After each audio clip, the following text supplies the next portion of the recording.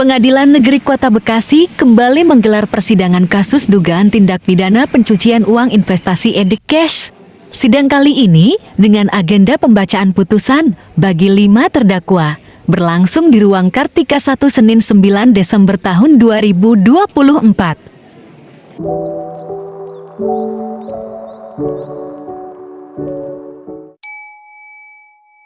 Kuasa hukum korban Melani menyatakan bangga atas majelis hakim dalam memutuskan perkara kasus tindak pidana pencucian uang investasi EdCash.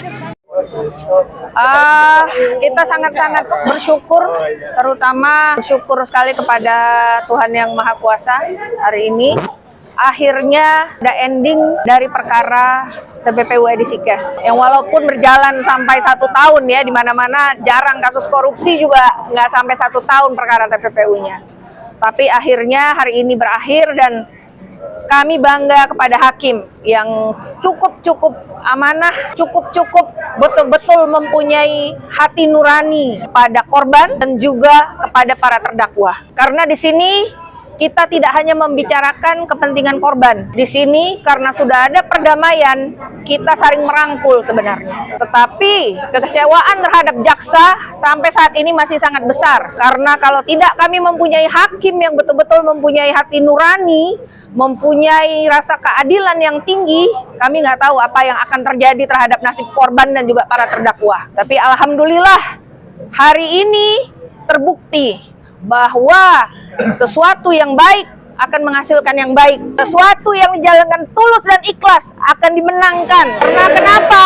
Bukan hanya jalur dunia yang kami jalanin, jalur langit pun sudah kami jalanin. Karena seluruh korban maupun terdakwa bersatu padu dan selalu berdoa terhadap ketetapan hati para hakim yang ada. Jadi di sini Pak, kebahagiaan kami di sini sebagai korban maupun terdakwa sangat bangga kepada hakim. Tapi sampai saat ini kekecewaan kami terhadap jaksa tetap ada dan membekas. Makanya kami mohon Jaksa Agung, periksa kembali jaksa-jaksa Anda. Jangan rusak apa yang Anda bangga-banggakan. Bahwa katanya jaksa punya hati nurani, bahwa katanya jaksa mengedepankan restoratif justice.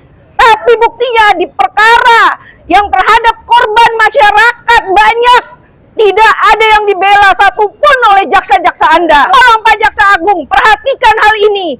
Jangan karena mereka yang nakal, nama Anda yang rusak. Sementara itu, dikatakan kuasa hukum terdakwa Abdurrahman Yusuf, Dohar Jani Simbolon, menegaskan bahwa kasus yang ditangani oleh akan oknum-oknum jaksa penuntut umum yang tidak berkepihakan kepada korban dan terdakwa. Makanya tadi kan ada bunyi putusan hakim bahwa berkas perkara untuk dilampirkan, misalnya nomor rekening, itu nanti akan kami usut. Jangan seenaknya menghukum terdakwa. KUHP itu dibuat untuk menjunjung tinggi hak asasi manusia.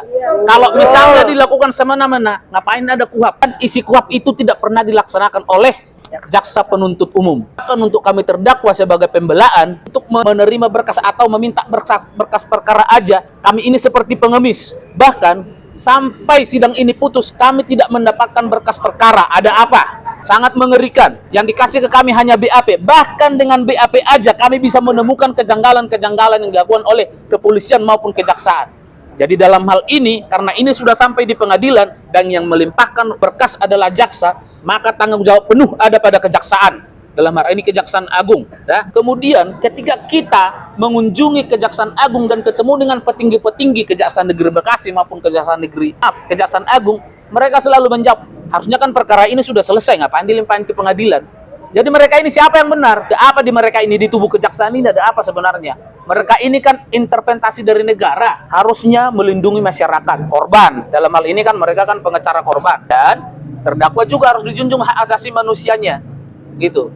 Nah, kemarin kan kita dengar DP ya, rapat dengar pendapat di DPR, di Komisi 3, bahwa Jaksa Agung itu katanya Bapak Restoratif Justice. Dicabut dulu deh itu, oleh Komisi 3, dicabut dulu wacananya itu. Dicabut dulu pernyataannya itu, bukan Bapak Restoratif Justice beliau, kalau anak buahnya tidak benar. Terkait dengan para terdakwa dan juga tambahan juga, di dalam BAP, ini ya, di dalam berita acara pemeriksaan, Abdul Rahman Yusuf, selaku klien kami, terdakwa, sudah membeli dengan mencicil tanah di Madura, ya, itu dilampirkan dalam berita acara pemeriksaan Muhammad Saini. Bunyinya itu ada transfer sekitar 7 miliar atau 8 miliar untuk beli tanah di Madura. Tanahnya di mana sekarang? Sertifikatnya di mana? Tidak ada. Bahkan yang Ahmad Saini yang kita ulang-ulang yang di persidangan supaya dia dipanggil, tapi jaksa tidak mau dan tidak ingin memanggil saksi tersebut. Ada apa? Apa yang ditutup-tutupin? Sementara tadi dalam putusan hakim mengatakan jaksa berkewajiban memanggil saksi. Kalau kita sama-sama dengar putusannya berkewajiban. Oke? Itu sudah berulang-ulang kita sampaikan. Bahkan para terdakwa ini saya bilang tebang pilih mereka dalam menentukan terdakwa. Karena apa? Ada beberapa orang saksi juga tidak dipanggil yang nyata-nyatanya kewajiban dan hak mereka dalam edisi case sama persis. Bahkan ada satu saksi atas nama Agus Utama, dia ini paling aktif di edisi case, ya.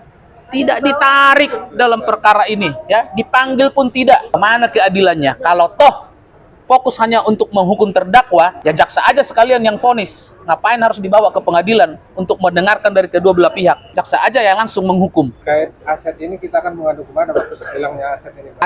Nanti akan kita lihat, akan kita laporkan ya. Yang jelas kami sudah memulai kok laporan itu.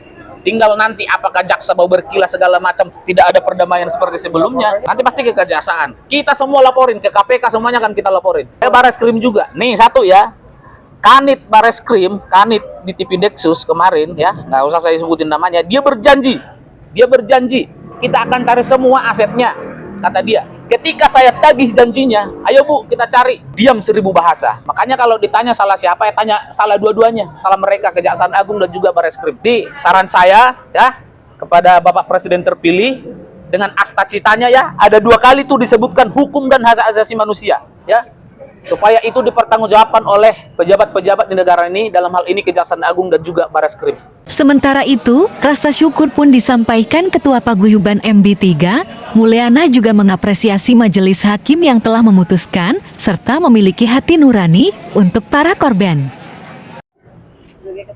Alhamdulillah, kami atas nama pribadi dan atas nama keluarga besar perkumpulan atau Paguyuban Mitra Bahagia Bersama sangat puas dengan ketegasan para yang mulia hakim di PN Bekasi ini, yaitu pada intinya kami dari awal tidak ingin menghukum para terdakwa karena mereka semua sudah tulus dan ikhlas ngajak berdamai kepada kami. Tapi apalah daya, tapi semuanya patut kita syukuri. Yang penting tadi para hukuman para terdakwa sudah dikurangi yang luar biasa fantastis, termasuk Pak Bayu Aji dari 18 ke 10 tahun, dan yang lainnya Pak Aye 10 tahun, Bu Suryani 10 tahun, Pak Asep 7 tahun, Pak Roib 7 tahun, dan kami para korban dari paguyuban ini putusannya dikembalikan kepada korban. Itu yang sangat kami syukur. Terima kasih para kawan sekalian, terutama para pengacara kami, Ibu Mailain Lubis, yang sudah mendampingi pribadi saya dan kawan-kawan. Sudah 4